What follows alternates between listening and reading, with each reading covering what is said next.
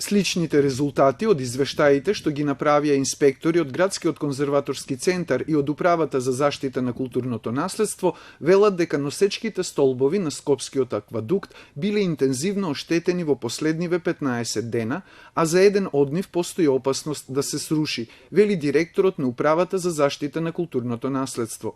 Според него, не се сите 10 столбови интензивно оштетени, но оштетувањата се продлабочени, зашто и порано овој споменик на културата од исклучително значење беше мета на вандали.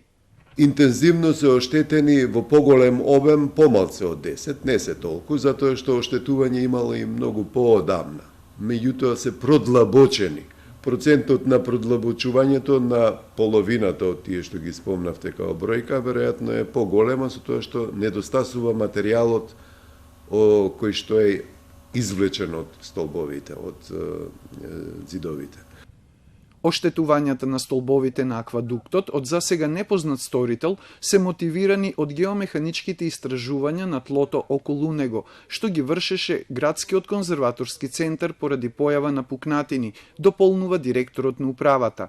Барање локалитетот да се стави под надлежност на управата и да се изготват мерки за негова заштита, упатил министерот за култура на вчерашната владина седница. Да се врши експроприација на некои имоти што има во околината на тие и бевме задолжени да ги доставиме таа процедура да ја дотераме до крај, да извадиме имотни листови, да се откупат или некако да видат повладени, да се реши собственоста, дали има проблем бидејќи не се знае во аторот на која општина припаѓа. Обезбедување, стражарска служба и видеонадзор се следните чекори за безбедност на аквадуктот, за кои исто така било разговарано, дополни Исмаили.